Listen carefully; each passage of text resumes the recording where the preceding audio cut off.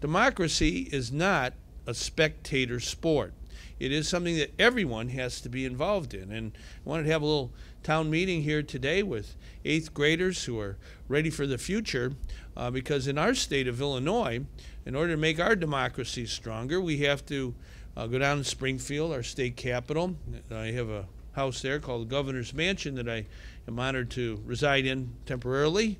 That anybody who's governor gets to live in the Governor's Mansion. It's the people's house, and anytime you're headed that way, I hope you'll let us know ahead of time. We'd like to have you visit the Governor's Mansion, but also visit the state capitol and see firsthand how democracy works in our state.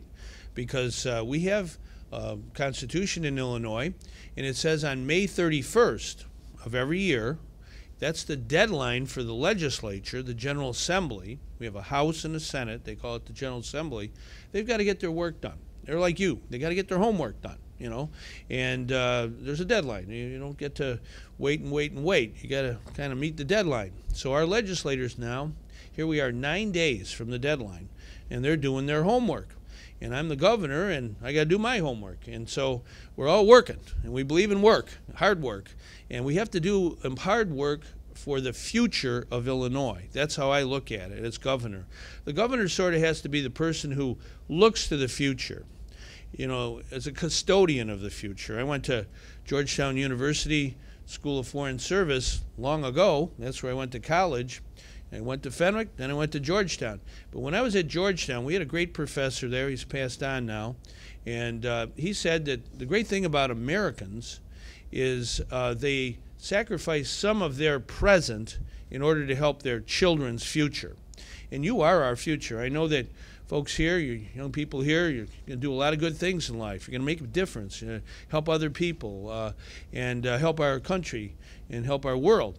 But it's important that you have that future orientation, that we always want to leave things better than we found them.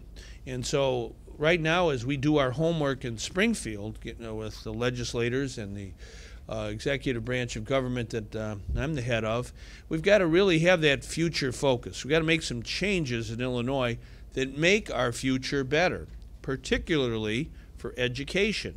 And so I believe in early childhood education. We have to invest in that. We have to have a good kindergarten through 12th grade. My mother worked for about 33 years at a middle school like this one in Hinsdale, not too far from here in the western suburbs. She saw a lot of young people come through and go on to make a difference in life. One of them worked for me. He was on my staff when I was lieutenant governor. Now he's the deputy campaign manager for President Barack Obama's campaign. He was working here in Chicago. And he went to middle school just like you, and he believed in making a difference. He volunteered after college. He went to work in a program in Colorado, and then he worked in my campaign and worked in my staff. Now he's with the president. So all of us can make a difference, but we have to have that approach to life that sometimes you got to do hard things in order to make things better. My name is Grace, and my question is, if Medicaid and pension bills become uncontrollable, will education be deeply affected? Well, that's the problem. You know, when you have a budget, anybody's budget, whether it's a family or a business or a government, you have a certain amount of money, and a budget sort of defines how you spend the money, what your values are. Now, I mentioned education. I think it's the most powerful force for equal opportunity in our world, in our country. And so we want to have adequate resources for your school here and all the schools across Illinois. You have about 896 school districts in our state with thousands of schools, both elementary and middle schools, high schools, and so on. So I want to make sure we have adequate resources, enough money for education. If you have one part or two parts of the budget growing and growing at a very rapid pace, the area of Medicaid and pensions, they take up about 39% of our budget today. 39%, that's a lot. Next year it'll be 50% if we don't make some changes that are necessary to sort of stabilize the situation. So that's really my principal goal here in the next 9 days, to kind of get the legislature to really focus in on these important reforms so we do have enough money for our schools, that we don't have education squeezed out by other costs. So this is a big battle. I said it's an epic journey. These are epic reforms, and we have to, I think, as a state, take on some hard challenges, climb some big mountains in order to make our state better for you. I don't want folks my age, and I'm 63, to gobble up things and not have enough money for your generation. That's really what it's all about. How are we going to help the next generation? As I said, that's what America is all about. Parents sacrifice some of their present in order to help their kids' future. And you'll be doing that. That's the only way you really repay your parents, is to make life better for your kids. My name is Evan, and I read that you were going to increase the cigarette tax by $1. How did you get that number? And wouldn't $2 be better? Yeah, well, maybe, yeah. I think that's a very good question, and you know, the cigarette tax is really raising the price of cigarettes in Illinois, and I think we should raise those cigarette prices. The state of Illinois will get about $350 million from that tax increase, but because of the law, we can take that money from the cigarette tax increase and go to Washington, D.C., and under the Medicaid rules, they match whatever money we bring to them, so we can get another $350 million. Excuse me, that's $700 million altogether that we need to make sure we repair our Medicaid system. So we have health care for almost 3 million people in Illinois. Excuse me, in our state, we have a program that provides health care for folks who can't afford it, and that's a very important program. We cannot let that program sink into a sea of debt.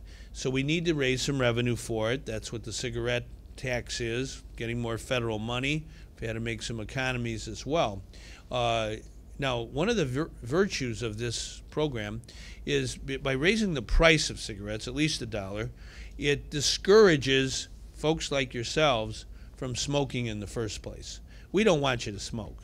We spend millions and millions of dollars, literally billions of dollars, on health care for people in Illinois who have tobacco-related diseases.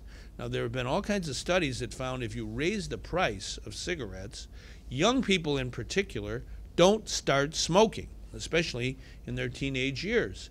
And we want that to be the case, because if you don't smoke in your teenage years, the chances are you won't smoke at all in your life. And that's good, because your life is going to be longer. You're going to have a healthier life.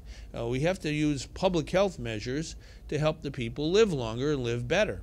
And I think that's one of the reasons I propose this. Not only for the revenue, but it's a public health measure to discourage smoking, especially by young people, and make their lives healthier.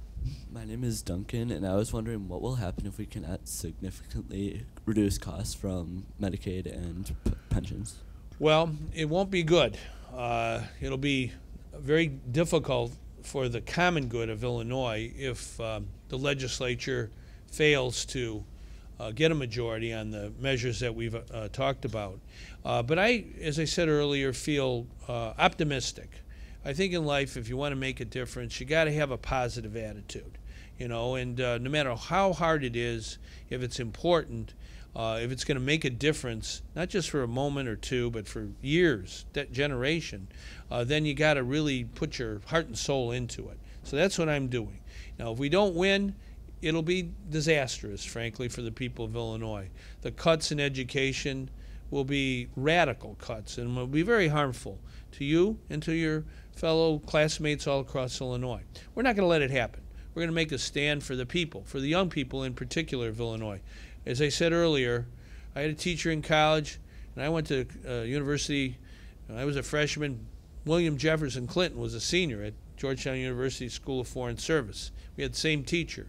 He said, if you're in a democracy and you're participating, you're a custodian of the future. America is always based on helping those coming after us, making it better for them. So that's really what we're up to here. And if we work hard and band together, the most powerful force on earth is when people band together, not for profit, for a cause they believe in. That's me. That's what I believe. And I know you do too. So I think we can make great strides and great victories in the next 9 days.